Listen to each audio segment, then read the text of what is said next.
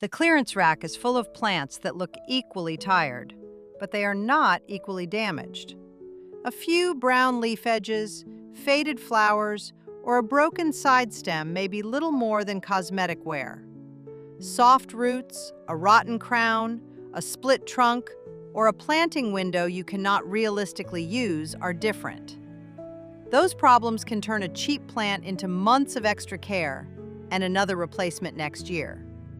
Discounted plants are not automatically bad plants. Garden centers mark them down for all kinds of reasons. A bloom cycle ended. New inventory arrived. A pot tipped over. The plant outgrew the clean, compact shape shoppers expect. The trouble is that clearance racks mix harmless wear with serious defects. The rough-looking perennial that stopped flowering may be the best plant in the row. A lush shrub can be the worst if thick roots are already wrapping around the trunk. That is why judging only by leaves and flowers leads to bad decisions. The goal is to find the plants that still have a sensible path forward. Before inspecting anything else, make sure the label is readable and believable. You need a reliable plant name to check light, hardiness, mature size, and whether it fits the space you have in mind. A mystery plant gives you no way to judge the bargain. Once you know what you are looking at, use these 7 checks. By the end, the decision should fall into one of 3 groups: buy it, pass on it, or wait for better planting weather. Check 1. Look for a root ball that has dried and pulled away from the pot. Pick up the container. If it feels unusually light and you can see a wide gap between the potting mix and the sides of the pot, the root ball may have dried far beyond a normal afternoon wilt. Soilless potting mixes can shrink when they become severely dry. Water may then run down the open space along the pot wall and out the drainage holes while the middle of the root ball stays dry. Seeing water leave the bottom does not always mean the roots were thoroughly watered. That condition is a warning, not an automatic rejection. Compare the top growth with the root zone problem. A plant that wilted during one missed watering can look dramatic and still have a functioning crown. Repeated severe drying is more concerning because fine roots can be damaged before the stems finally show how much stress has accumulated. Look at the whole plant. Firm stems, a solid crown, and some healthy growth are more encouraging than brittle stems, widespread collapse, or tissue that feels soft at the base. Dry leaves can be replaced. A crown that has begun to rot is a much bigger problem. Do not use a quick drink at the store as a pass or fail test. Some plants recover from wilt slowly, and a brief improvement tells you very little about the condition of the deeper roots. The better question is whether the root ball can be fully re-wetted and whether the plant still has sound tissue to support recovery. Also, count the work. A badly dried plant may need careful moisture checks for a while. If you are buying it because you want an easy addition to the yard, that extra attention belongs in the price calculation. A moderate markdown may not justify the risk. A deep discount on a hard-to-find plant with a firm crown and otherwise healthy growth may be reasonable.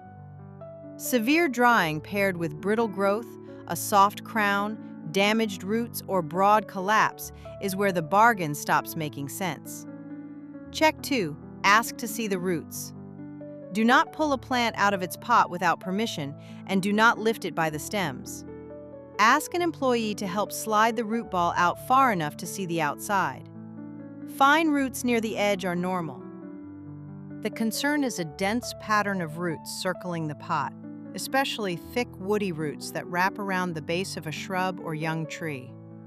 Roots follow the container wall because they have nowhere else to go. Once that pattern becomes severe, planting the root ball unchanged does not make it disappear. On woody plants, roots that continue circling close to the trunk can contribute to girdling and long-term decline. Severity matters more than the simple label, root bound. A root mass can be full without being ruined. Fine roots may cover the outside while still pointing outward once loosened. The harder case is a woody root system that has built permanent-looking loops, flattened against the pot, or begun turning back toward the trunk. Those are the patterns that deserve a closer look. A perennial with many fine outer roots may still be a practical purchase if the root mass is firm and the plant can be prepared properly at planting. A young tree with several thick roots wrapped tightly around the trunk flare deserves much less tolerance. That defect is harder to correct without removing a meaningful part of the root system. Do not assume a few dramatic knife cuts solve every root problem. Root correction depends on the species, the thickness and position of the roots, and how much healthy root system remains. If the correction looks like major surgery before the plant even reaches the yard, the discount needs to be exceptional. Texture and smell matter too. Healthy roots should be firm. Dark color alone does not prove rot because root color varies, but roots that are soft, mushy, sloughing apart, or foul-smelling are strong reasons to leave the plant behind. The expected lifespan also changes the decision.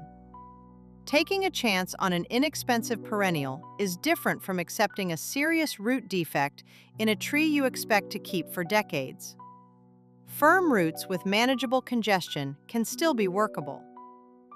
Thick, woody loops, decaying roots, or a trunk base already being compressed are reasons to put the pot back. The first two checks tell you whether the plant has a usable foundation. The next one asks whether the plant could bring a problem home with it. Check 3. Inspect the places shoppers usually miss. Turn over several leaves. Look along the stems, at leaf joints, around the crown, and across the surface of the potting mix. Then glance at the plants sitting beside it. A few dry margins or one torn leaf can come from heat, wind, handling, or uneven watering. Trouble is more likely when the same symptom appears again and again, spreads across several parts of the plant, or shows up on neighboring pots.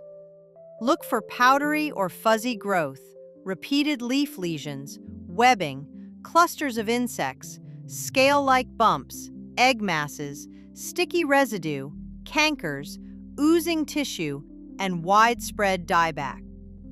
The crown and soil line deserve the closest look. Dark tissue that is soft or mushy, especially when it has a rotten smell, is a serious warning. That is very different from an old flower head that simply dried dark after blooming. You do not need to diagnose the exact disease in the aisle.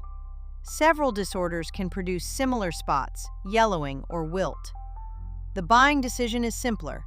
Is there enough evidence of an active disease, rot, or heavy pest problem that this plant should not join the rest of your garden? A lightly spotted leaf may be removable. A soft crown, decaying roots, a canker on the main stem, or a substantial infestation affects the plant's ability to recover and may create work around nearby plants. Be especially cautious when the seller has grouped many affected plants tightly together. Repeated symptoms across the rack suggest more than one pot was bumped or scorched. Use the pattern, not one dramatic leaf, to guide the decision. Uniform tan edges on the exposed side of several pots may point to heat or drying. Random lesions, soft stems, fuzzy growth, or pest activity in protected areas are harder to explain as simple weather damage. Could an experienced gardener manage some of these problems? Sometimes. That still does not make the plant a good bargain for a homeowner who wanted an easy purchase. Treatment, isolation, cleanup, and uncertainty all have a cost. The safest clearance candidate has limited dry damage that fits heat, handling, or normal aging. Soft rot, widespread active symptoms, serious pests, or decline moving through the crown and main stems should end the inspection. Check 4. Follow the main structure from the soil line upward. This matters most on shrubs and young trees. A broken outer twig on a multi-stem shrub may be a simple pruning job. A split trunk, a large strip of missing bark, or a badly broken main leader can shape the plant for years. Many shade trees and conifers are sold with one dominant upright stem. That leader helps form the tree's framework. Severe damage can lead to competing tops, weak junctions, and years of corrective training. Other plants naturally grow with several stems. A missing central leader is not a defect on every shrub or ornamental tree. The normal form of the plant has to guide the inspection. Start at the base. Check for cracks, crushed tissue, loose bark, deep wounds, and stems that move unnaturally where they meet the crown.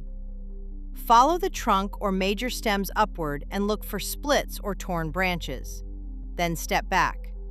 Is the plant reasonably balanced, or is the sale price asking you to overlook a major structural problem? Long-lived woody plants deserve a higher standard. The savings disappear quickly when a tree needs years of correction or begins with a weak trunk attachment that could have been avoided at purchase. Also, separate damage from poor form. A plant may have no fresh break and still be badly shaped from years of crowding. Several upright stems pressing against one another, a trunk bent sharply at the base, or a top that cannot be trained without removing much of the canopy may demand more correction than the price suggests. For woody plants, the main framework should be sound before the price matters. Severe trunk wounds, split unions, major bark loss, or a broken leader on a plant whose form depends on one are poor starting points. If this kind of advice helps you separate a harmless flaw from a problem that stays with the plant, subscribe. The useful question is not whether a clearance plant looks perfect. It is whether the defect ends with the next flush of growth or follows the plant into the landscape. Now the inspection changes. The next two plants may both look past their prime, yet one can still be a smart purchase and the other may have very little useful season left. Check 5. Calculate the remaining value of a stressed annual. Annuals complete their life cycle within one growing season. That makes timing part of the price. A warm season annual bought in late July could still provide a long display in a region with months of frost-free weather ahead. In a colder climate, the same plant may have a much shorter runway. Cool season annuals add another wrinkle because some struggle in midsummer heat and become useful again as temperatures ease. The tag and your local season matter more than the size of the discount. A northern homeowner buying tender summer color in August is making a different purchase from someone in a frost-free or long-season climate. The calendar date is the same. The useful life of the plant is not. Look below the flowers. Healthy branching and new growth near the base are better signs than long, bare stems holding a few blooms at the tips. A compact plant with a solid crown can often fill out faster than a stretched plant that has already lost most of its lower foliage. Ask what job the annual needs to do. Maybe you need inexpensive color for a late summer gathering, a porch pot, or an empty patch near the front door. A discounted plant can make sense when it will look useful soon and the suitable weather is likely to last. The math changes when recovery will take most of the remaining season. Trimming and steady watering may help, but avoid pushing a heat-stressed plant with fertilizer during extreme heat. New growth is another demand on a plant that is already struggling to keep up with water loss. Do not assume a plant displayed with annuals is an annual everywhere. Some tender perennials are sold as seasonal color because they do not survive local winters.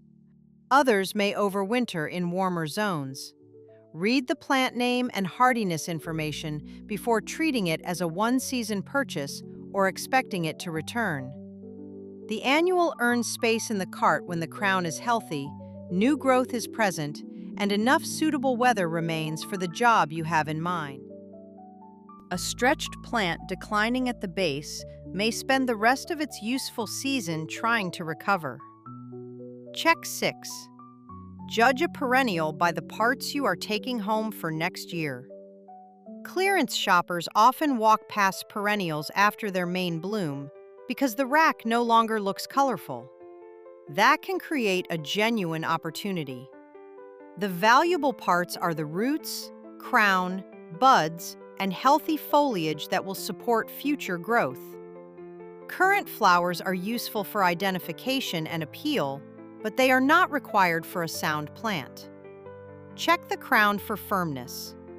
Look for a root system that is alive and manageable rather than rotten or severely deformed. The remaining foliage should be consistent with the plant's normal seasonal cycle. Some perennials stay fresh well into fall. Others become rough-looking or move toward dormancy earlier. Old flower stalks can make the whole pot look neglected, even when healthy basal growth is forming underneath. Move the spent stems aside and inspect where new shoots or buds would normally emerge. The decision should come from those living parts, not the empty flower heads above them. This is not a promise of another bloom in the current season. Many perennials flower during a defined window, and a clearance purchase may give you little immediate color. The value is in establishing a healthy plant that can return in its normal season. Make sure the plant is still right for the intended spot. You only need a quick fit check here. Correct light, workable hardiness, and enough room for the mature plant. The fuller site plan should already exist before the clearance sticker starts making decisions for you. That is the real perennial bargain.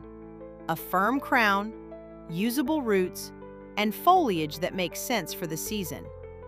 A soft crown, decaying roots, or decline moving through the whole plant is not a normal post-bloom look. A plain-looking perennial with a healthy foundation can be a better purchase than a flowering annual with 2 useful weeks left. The sale price is attached to today's appearance. Your decision should be attached to the plant's remaining life. Check 7.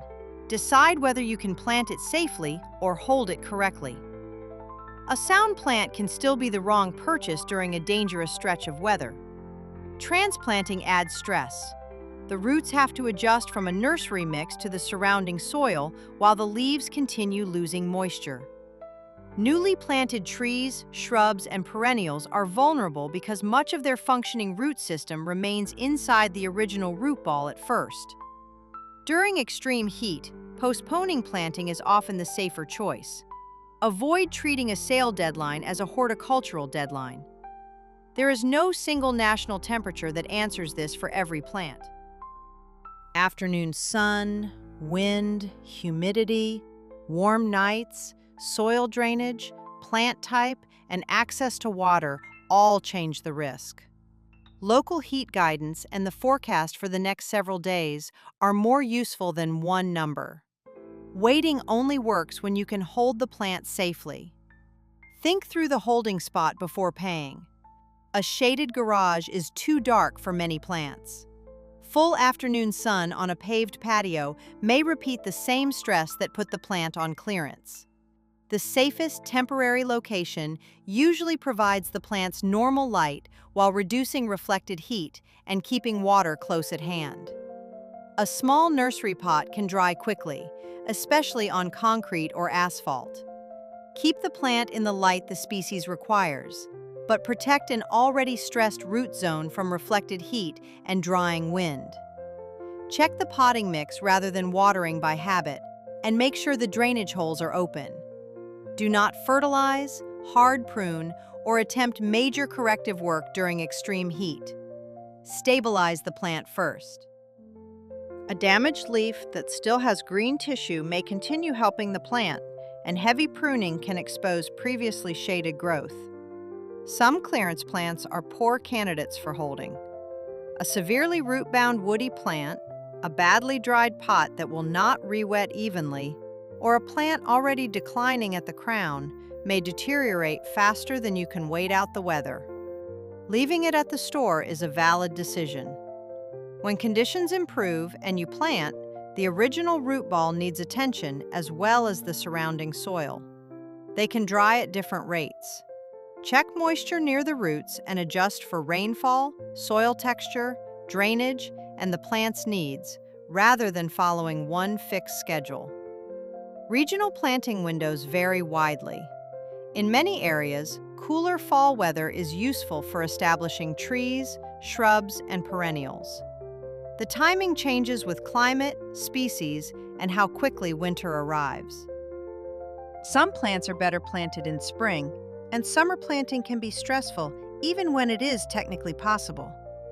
Use local extension guidance for the plant type and region.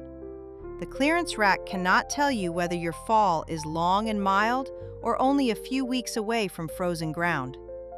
Buy when you can plant under reasonable conditions or maintain the container safely until you can. Wait when a cooler stretch is close and the plant is stable enough to hold. Pass when the plant needs immediate intervention that the weather makes unsafe. Before the cart reaches the register, run one final filter. Do I know exactly what this plant is?